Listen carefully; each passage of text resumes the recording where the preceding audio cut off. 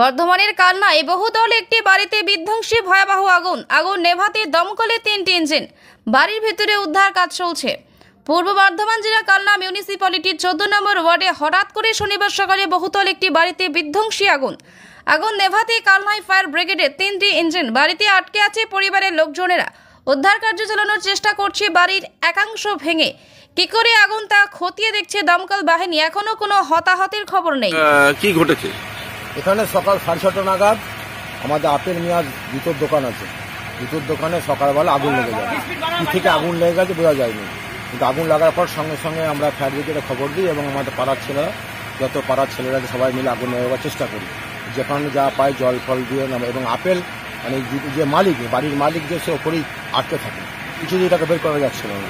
আমরা প্রতিবেশী এবং পাড়ার লোক এবং ফায়ার ব্রিগেডের সহযোগিতা এবং পুলিশের সহযোগিতায় আমরা 3 তলায় গ্রিল ভেঙে ওকে বের করে নিয়ে আসি। আপাতত এখন ফায়ার ব্রিগেড জল দিয়ে নেভাবার চেষ্টা করছে, কিন্তু আগুন একদম 1 তলা থেকে 4 তলা পর্যন্ত আছে। জুতোর দোকান আছে, চামড়া যেটা আরও চামড়ার টিকবোটে আগুন আরও বেশি করে ধরে গেছে। দমকল কখন এসেছিল? দমকল এসেছিল আমরা খবর দেওয়ার 8 ঘন্টা 15-20 মিনিটের মধ্যে আজ দমকল চলে এসেছিল। 6:30 নাগাদ? 6:30 নাগাদ। আগুনটা ঠিক কখন লাগে?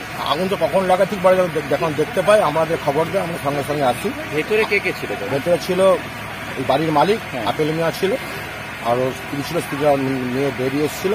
কিন্তু আপেল ওপরে ছিল, একদম 3 তলা বেরোতে পারিনি। মানে ওই ওপর থেকে আমরা ঘন্টা 1.5 বাদে ওকে বের করি আমি, এবং একদম 1 তলা থেকে 3 তলা পর্যন্ত পুরোটাই আগুন। এখন আগুন কেরম পজিশন? আগুন এখনো 50% আগুন ভেতরে ধরে আছে এবং বাড়ছে আগুন।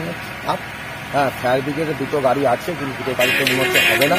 আরও গাড়ি আমরা চেষ্টা করছি, ফায়ার ব্রিগেড বলা হয়েছে।